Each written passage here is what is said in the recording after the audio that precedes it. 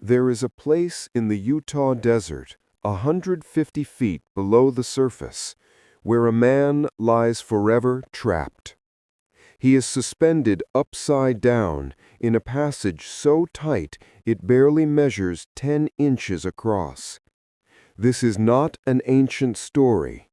This is the story of John Edward Jones, and it is a tragedy defined by physics, bad luck, and 28 agonizing hours that pushed human rescue to its absolute limit.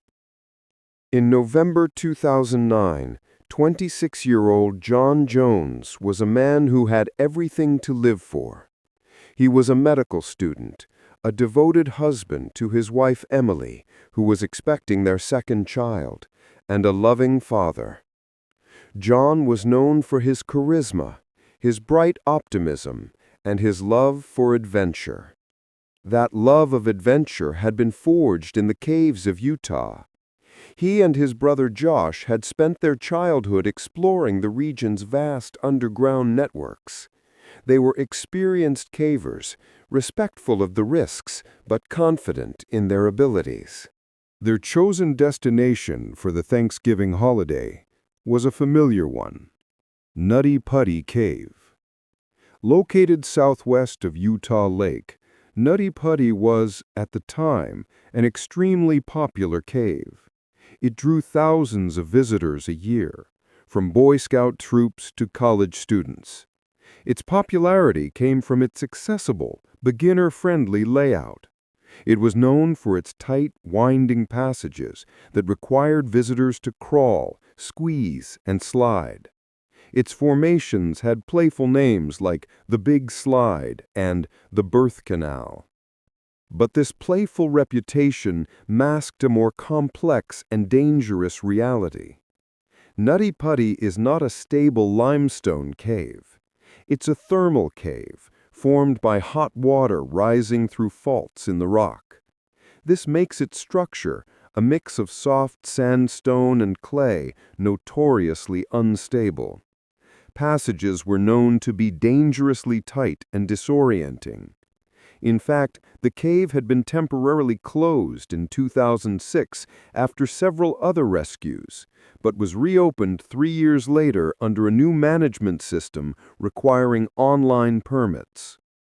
On the evening of November 24, 2009, John, his brother Josh, and 9 other friends and family members arrived at the cave entrance.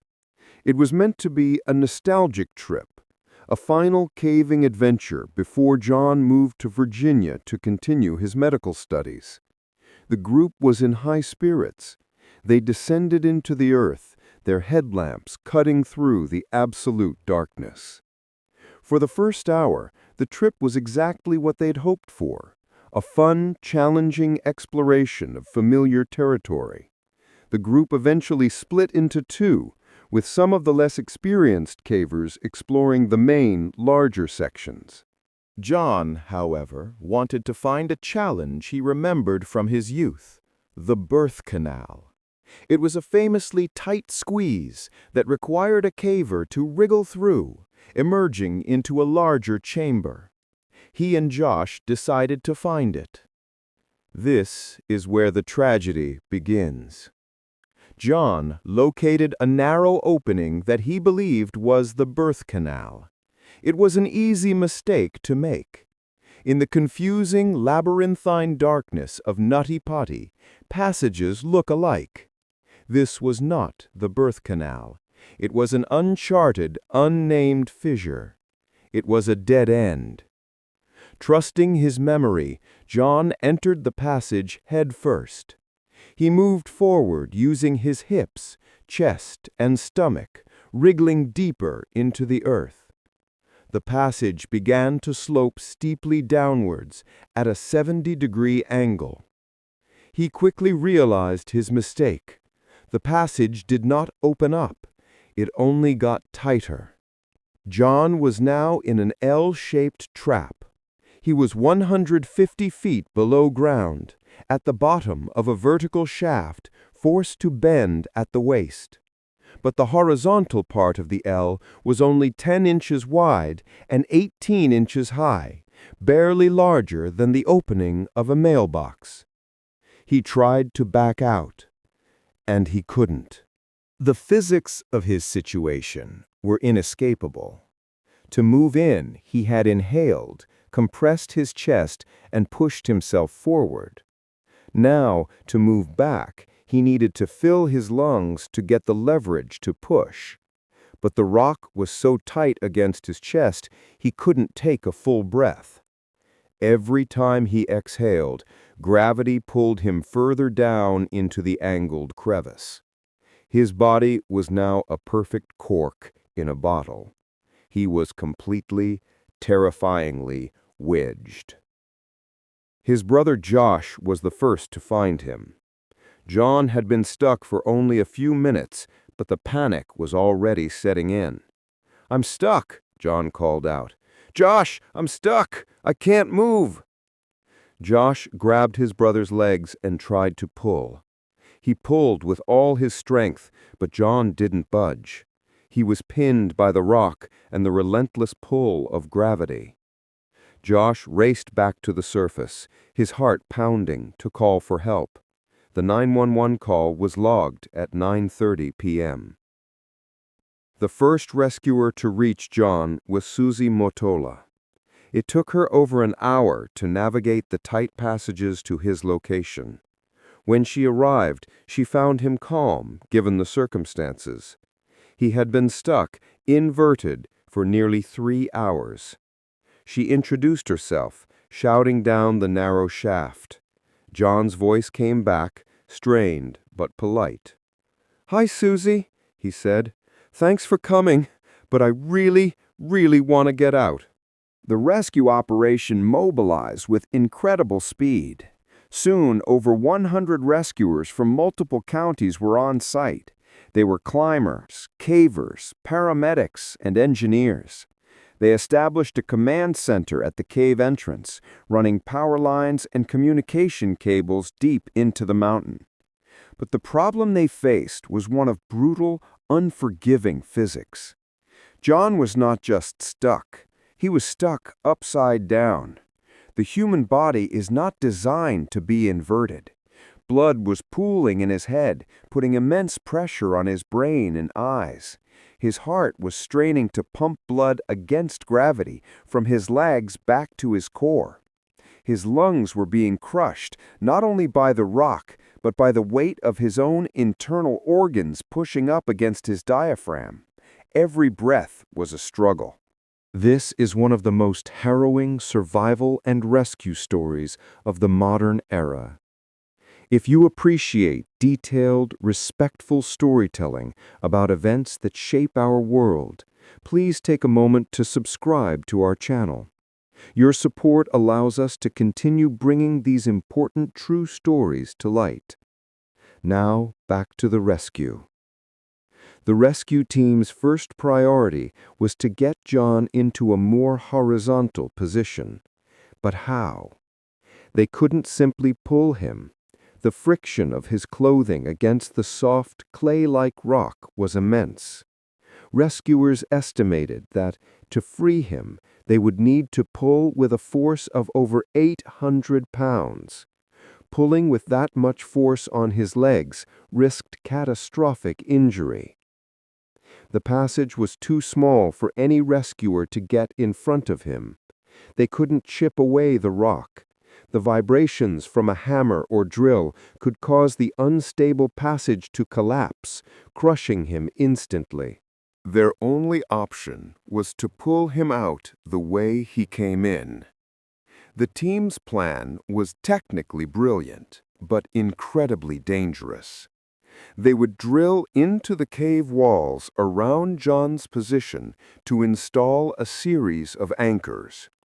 These anchors would support a complex system of ropes and pulleys, creating a mechanical advantage. The goal was to attach a rope to John, run it through this system, and allow a team of rescuers in a larger chamber above to haul him out slowly and carefully. For the next 18 hours, rescue teams worked in grueling conditions. The air in the cave was 55 degrees, but humid. Rescuers had to crawl and squeeze through the same tight passages John had, just to reach the site. They worked in short, exhausting 20-minute shifts, drilling into the rock by hand, placing bolts, and rigging the webbing. All the while, they maintained communication with John. They ran a two-way radio cable down to him. They talked to him, kept his spirits up, told him stories. They learned about his wife, Emily, and his young daughter. John remained remarkably composed. He sang hymns. He prayed. A paramedic managed to wiggle close enough to John's feet to establish an IV line, but the angle was too severe. They couldn't get fluids to flow up into his body against gravity. His physical condition was deteriorating. He was in pain. His breathing was shallow, and he was fading. Then, nearly 20 hours into the ordeal, the pulley system was finally in place. Rescuers managed to secure a harness around John's legs. The rope was looped through the system. The team above began to pull. Slowly, agonizingly, it worked. John's body began to move. He was lifted several feet out of the narrowest part of the crevice. He was high enough that he could finally see his rescuers. A wave of hope washed over the team. "It's working!" someone shouted. "We're getting him!" And then the unthinkable happened. The primary anchor bolt, drilled into the soft sandstone, suddenly ripped free from the wall. The physics of the load had been too much for the unstable rock to bear. The entire system failed. With a horrifying jolt, the rope went slack. John Jones fell violently back down into the crevice. He landed harder and deeper than he had been before, back in the same impossible 70-degree inverted position. The sound of the failure, the snap of the rope, and the thud echoed through the cave. It was a catastrophic, soul-crushing moment. The rescuers were devastated. They had been so close. For John, the fall was the final blow. His body, already pushed past its limits, couldn't take any more. His breathing became erratic. He was going into cardiac arrest. The rescuers tried desperately to re-establish the system, but they knew it was too late. They heard John struggling to breathe. Then, silence. A rescuer crawled as close as he could and shouted down. There was no response. Just after midnight on November 25th, 28 hours after he first entered the cave, John Jones was pronounced dead. The rescue operation turned into a recovery, but the reality of the situation soon set in. The team had failed to pull him out when he was alive. Getting his body out now, with no assistance from him, would be even more dangerous. The risk of the passage collapsing, killing a rescuer, was too high. After consulting with the heartbroken family, an agonizing decision was made.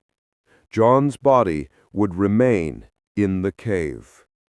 The Nutty Putty Cave was to become his final resting place. Weeks later, the entrance to the cave was permanently sealed. A large concrete plug was poured into the opening, ensuring no one would ever enter again. The land was given to the Jones family, and a plaque was placed at the entrance, memorializing the husband, father, and son who lay buried within the mountain. The Nutty Putty Cave tragedy is a story with no villain. It was a tragedy of inches, of geology, and of physics.